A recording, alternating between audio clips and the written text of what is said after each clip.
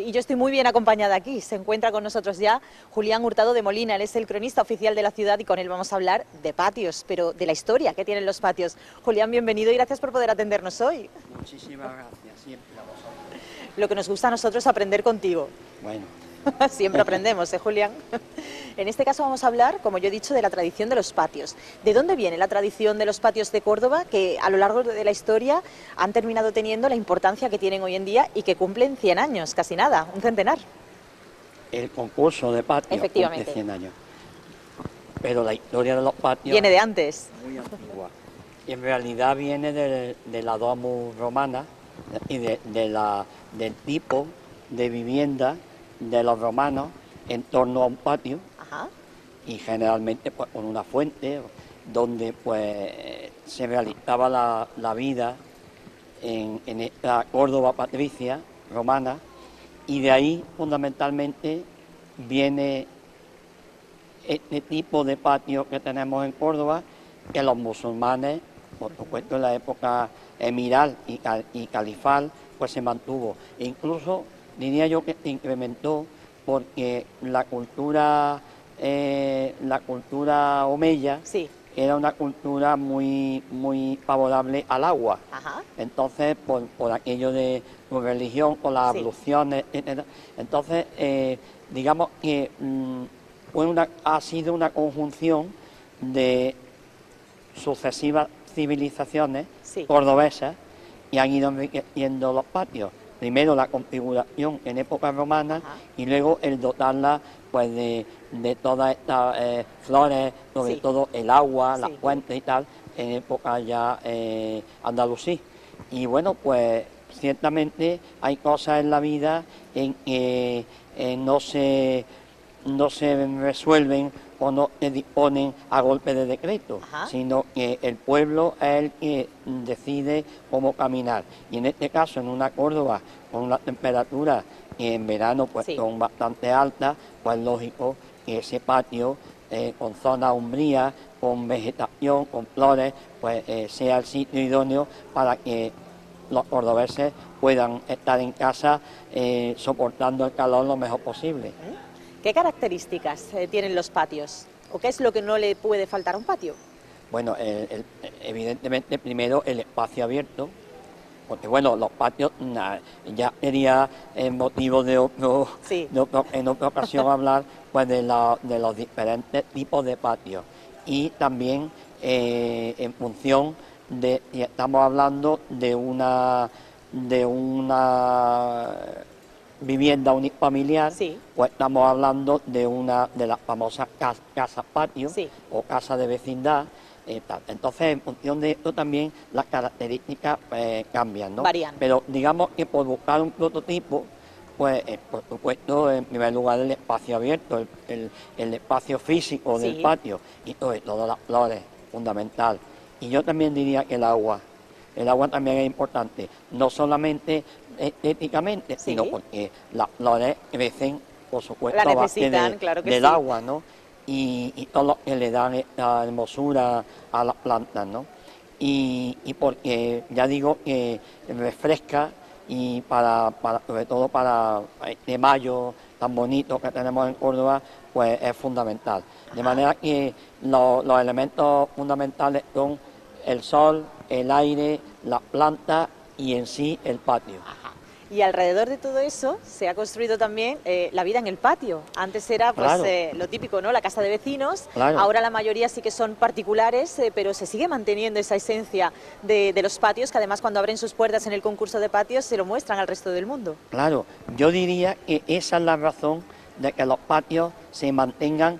Estamos hablando de hace 2000 años, no estamos casi hablando nada, de ayer.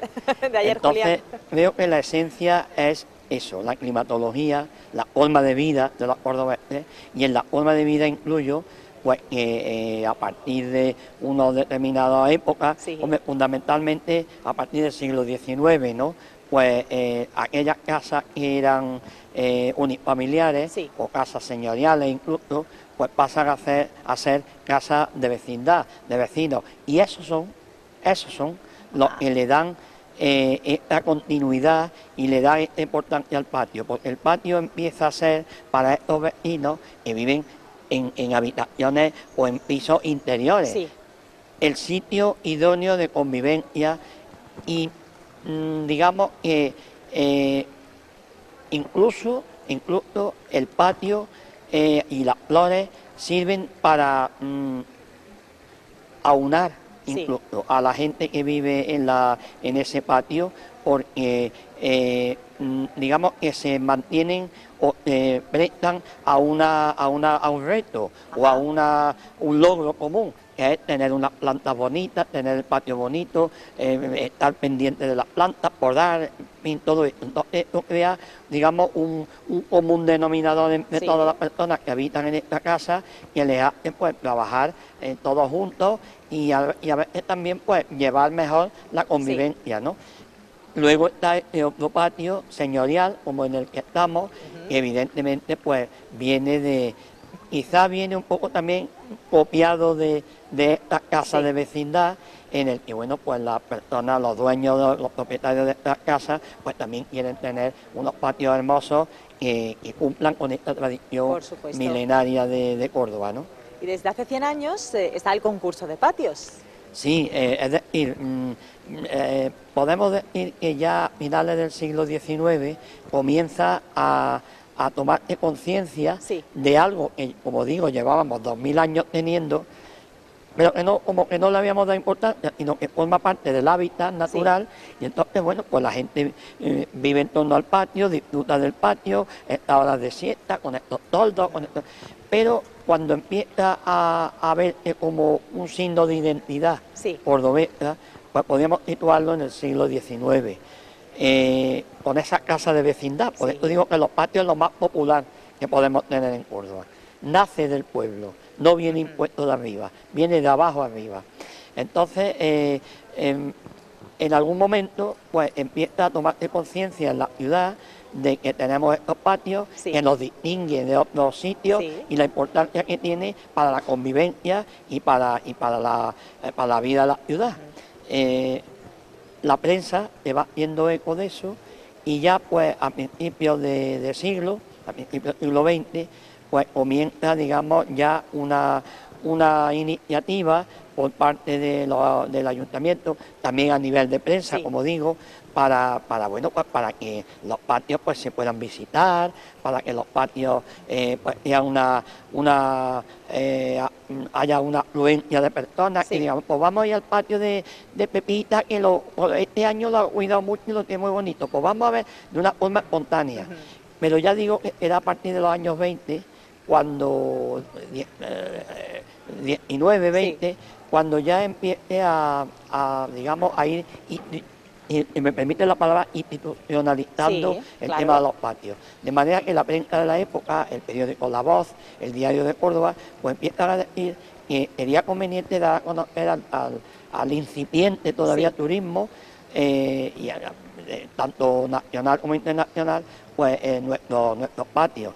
Y ya digo, el periódico La Voz, creo recordar, que a 1920 pues comienza a elaborar una serie de informaciones sobre cada uno de los patios que considera que en aquel momento son los más bonitos, ¿no?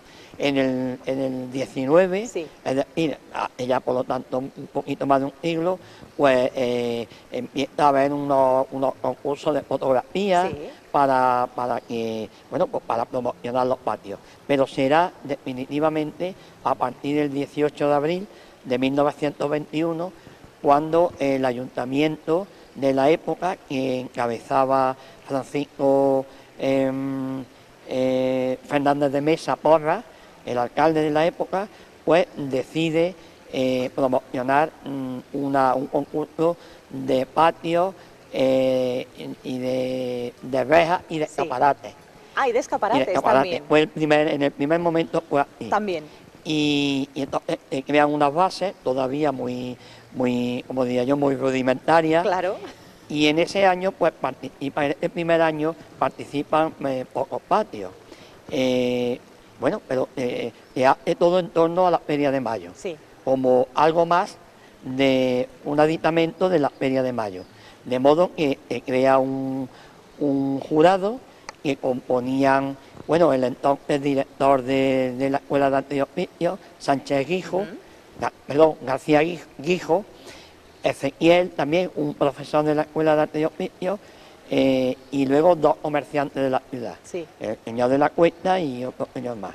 Y estos señores pues son los encargados de visitar los patios para otorgar el premio. Y el día 24 de mayo, sí, es decir, ya muy cerquita, hará el centenario de que se falla este primer concurso, que es cierto que no tuvo, digamos, la repercusión que nosotros hoy podemos ver en nuestro concurso actual, pues multitudinario, y donde, bueno, pues claro, la evolución de los tiempos ha impuesto pues una mayor organización y una mayor implicación incluso a nivel institucional y popular, ¿no?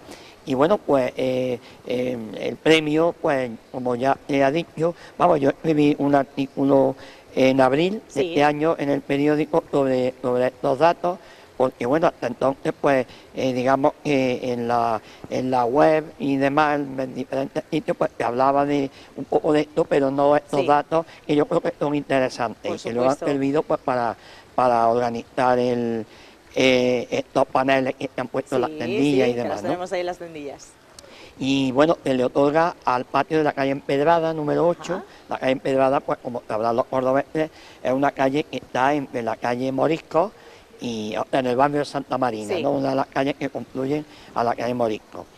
Y el propietario era Juan Velasco, y se le otorga el primer premio.